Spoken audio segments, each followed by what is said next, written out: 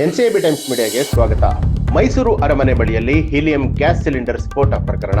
ಚಿಕಿತ್ಸೆ ಪಡಿತಾ ಇದ್ದಂತಹ ಮಂಜುಳಾ ಸಾವನ್ನಪ್ಪಿದ್ದಾಳೆ. ಹೌದು, ಅಂಬಾವಿಲಾಸ್ ಅರಮನೆ ಮುಂಭಾಗದ ದ್ವಾರದಲ್ಲಿ ಗುರುವಾರ ರಾತ್ರಿ ಸಂಭವಿಸಿದ ಹೀಲಿಯಂ ಗ್ಯಾಸ್ ಸಿಲಿಂಡರ್ ಸ್ಫೋಟ ಪ್ರಕರಣದ ತನಿಖೆ ಚುರುಕು ಪಡೆದುಕೊಂಡಿದೆ.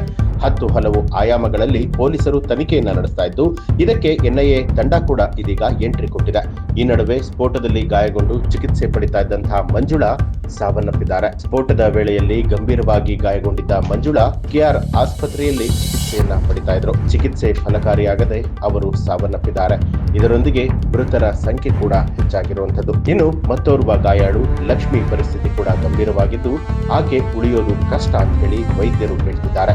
ಮೈಸೂರು ಅರಮನೆಯ ಜಯಮಾರ್ತಾಂಡ ದ್ವಾರದ ಬಳಿಯಲ್ಲಿ ಸಂಜೆ ಹೀಲಿಯಂ ಸಿಲಿಂಡರ್ ಸ್ಫೋಟಗೊಂಡಿತ್ತು. ಇದರ ಪರಿಣಾಮವಾಗಿ ಬಲೂನ್ ಮಾರ್ತಿದ್ದಂತಹ ವ್ಯಕ್ತಿಯೋರ್ವರು ಮೃತಪಟ್ಟಿದ್ರು. ಅಲ್ಲದೆ ಈ ಘಟನೆಯಲ್ಲಿ 5 ಗಾಯಗೊಂಡಿದ್ರು. ಕ್ರಿಸ್ಮಸ್ ಹಿನ್ನೆಲೆಯಲ್ಲಿ ಪ್ರವಾಸಿಗರು ಹೆಚ್ಚಿದ್ದಾಗ ಈ ಒಂದು ಘಟನೆಗಳು ನಡೆದಿದೆ. ಘಟನೆಯಲ್ಲಿ ಗಾಯಗೊಂಡವರನ್ನ ಆಸ್ಪತ್ರೆಗೆ ದಾಖಲು ಮಾಡಲಾಗಿತ್ತು.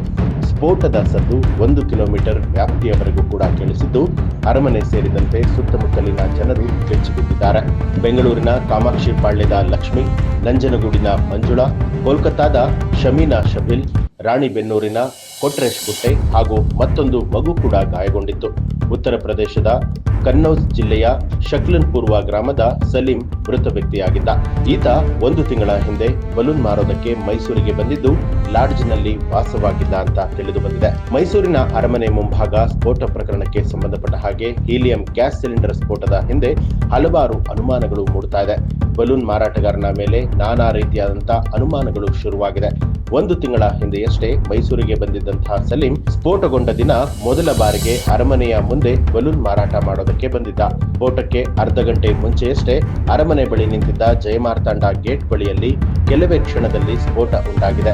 ಜೊತೆಗೆ ಆ ಸ್ಥಳದಲ್ಲಿ ಆತ ಯಾವತ್ತೂ ಕೂಡ ನಿಲ್ತಾ ಇರಲಿಲ್ಲ ಅಂತಲೂ ಕೂಡ ಪ್ರತ್ಯಕ್ಷದರ್ಶಿಗಳು ಮಾಹಿತಿಯನ್ನ ಕೊಟ್ಟಿದ್ದಾರೆ. ಇನ್ನು ಈ ಒಂದು ವಿಚಾರಕ್ಕೆ ಸಂಬಂಧಪಟ್ಟ ಹಾಗೆ ನಿಮ್ಮ ಅನಿಸಿಕೆ ಅಭಿಪ್ರಾಯಗಳನ್ನ ಕಮೆಂಟ್ ಮಾಡಿ. ಹಾಗೆ ನೀವಿನ್ನೂ ಕೂಡ ನಮ್ಮ ಚಾನೆಲ್ ಅನ್ನ ಸಬ್ಸ್ಕ್ರೈಬ್ ಮಾಡಿಲ್ಲ ಅನ್ನುವಂಥದ್ದಾದ್ರೆ ಈಗಲೇ ಸಬ್ಸ್ಕ್ರೈಬ್ ಮಾಡಿ, ಬೆಲ್ ಐಕಾನ್ ಒತ್ತಿ.